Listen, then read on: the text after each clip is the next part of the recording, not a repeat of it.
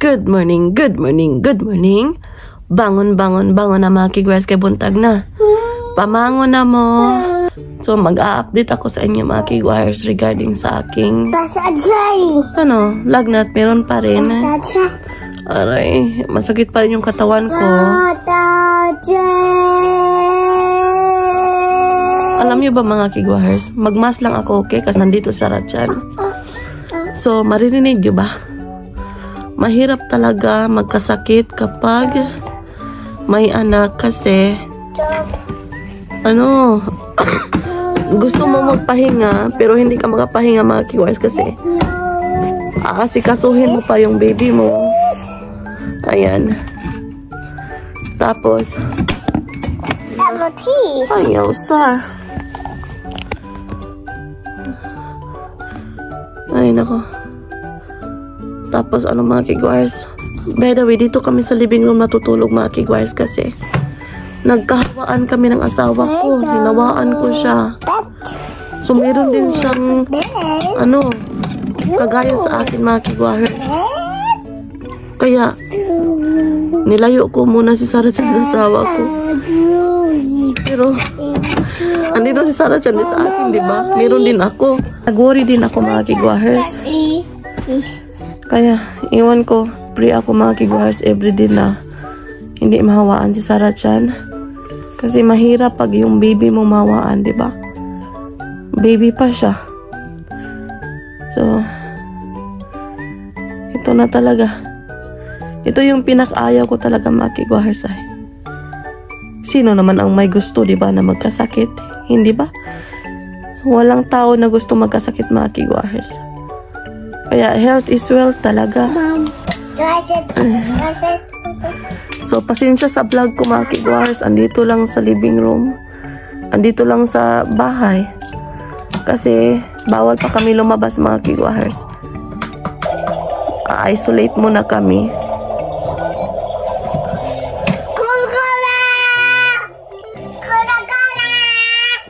Kaya are you cooking? What are you cooking, What are you cooking? So, hindi ako makaluto mga kigwars. So, kagabi, onigiri rin eh.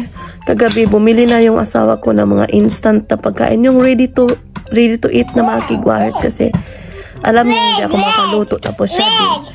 Bread ne. You have to eat bread. Atso yun ne. So, pagpasensyahan niyo yung boses ko. Pagpasensyahan niyo yung ko mga kigwars kasi para siyang lousy ako yung magsalita today kasi wala sa energy. So nag-update lang ako sa inyo mga kigwars. Ay. Si Sarah, tingnan niyo. Nagluluto si Sarah sa kanyang kitchen mga kigwars. Paborito niya. Yes.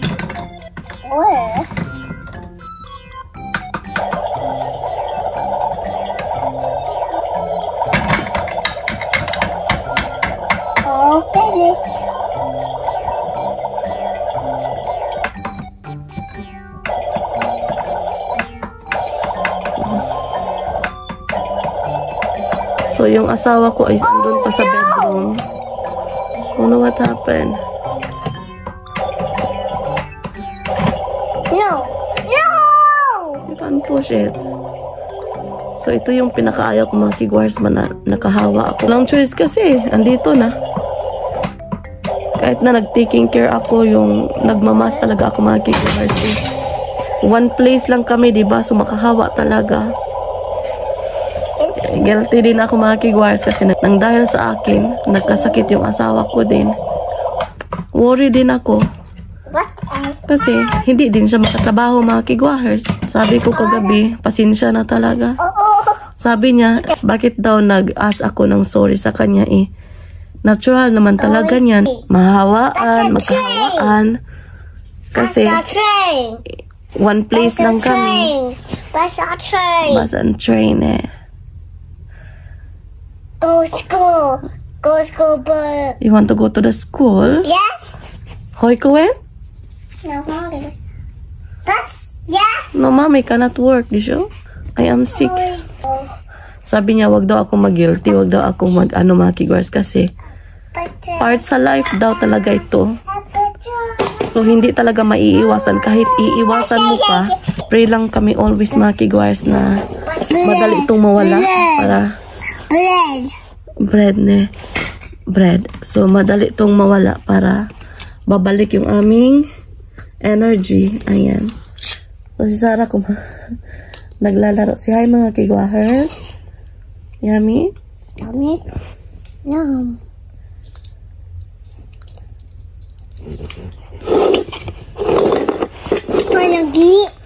Onigiri.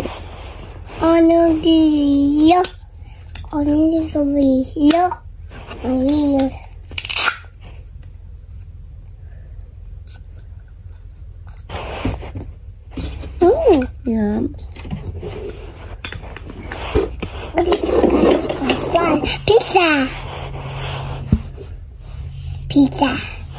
Pizza. Saan eh?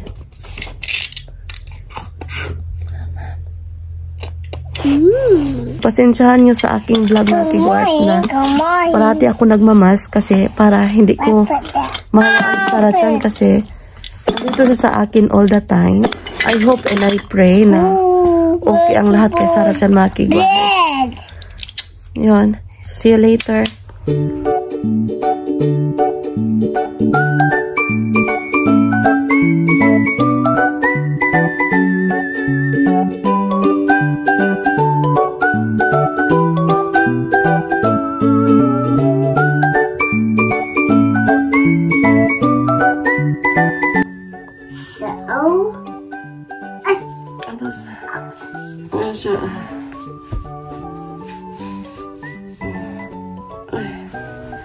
Masakit pa yung mga katawan ko mga kigwars, joints ko.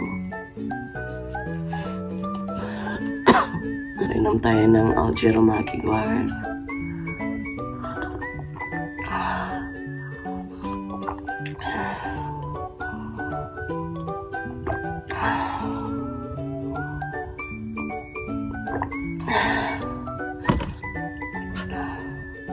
Alas 7 pa ng umaga dito sa amin.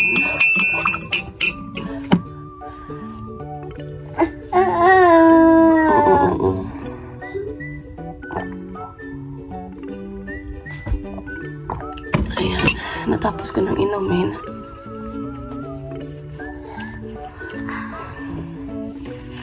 So, ito yung aking pagkain mga kigwars. Kain tayo. Kain tayo mga kigwars.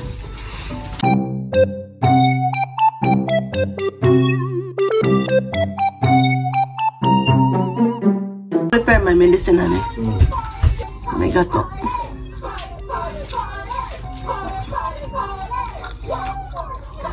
Kain tayo mga kigwahers. So, yung aming kakainin today is ganito style mga kigwahers kasi hindi ako makaluto.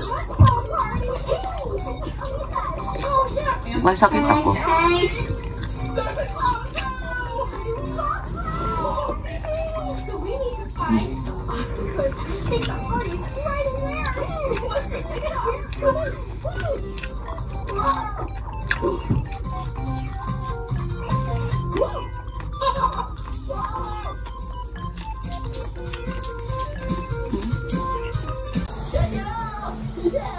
So, ngayon is iinom ako ng aking gamot mga kigwahers para sa pain ng aking katawan at saka fever at saka sa ubo at sipon.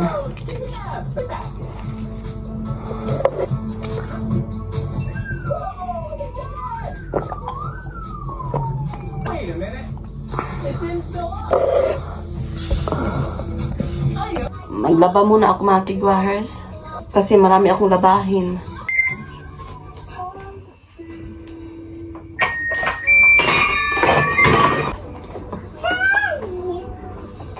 What? No. Let's. 31 minutes to wait. I-share ko lang yung kagabi na binili ng asawa ko mga kigwahers. So, bumili yung asawa ko ng miso soup. Ayan. 36 pieces na to. So, ito yung instant miso soup. Napakasarap nito mga kigwahers.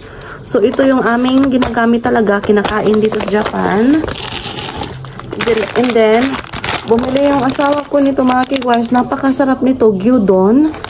Ready to eat na to. I-reheat mo lang or magpabukal ka. Or you can boil water and then ilagay mo lang yung ito. Meron naman tong instruction dito mga kigwahers na nakalagay. Ayan, napaka-easy gawin. Ayan. Tapos, bumili din siya nito. It's different types din. Na may halong itlog. Kasi, hindi ako makaluto mga kigwahers. So, hindi kami makalabas din. So, marami yung binili ng asawa ko mga kigwahers. Tapos, bumili yung asawa ko nito. Yung instant curry. Microwave mo lang or same. Iboboil mo lang siya. Magpakulo ng water, ilagay mo lang to. Ayan, masarap din to mga kigwahers. Tapos ito pa, ayan. Ayan.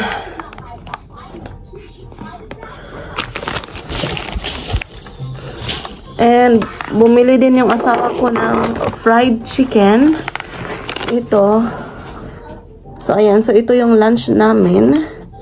So yun, so maganda dito sa amin mga kigwahers kasi mayroong mga ready-made na food mga kigwahers kapag nagkasakit or walang gana or ano ba yung katawan, not feeling well, may mabibili ka dito mga kigwahers na i-reheat mo lang. Ayan, napaka helpful din mga kigwahers kumbaga. Ayan.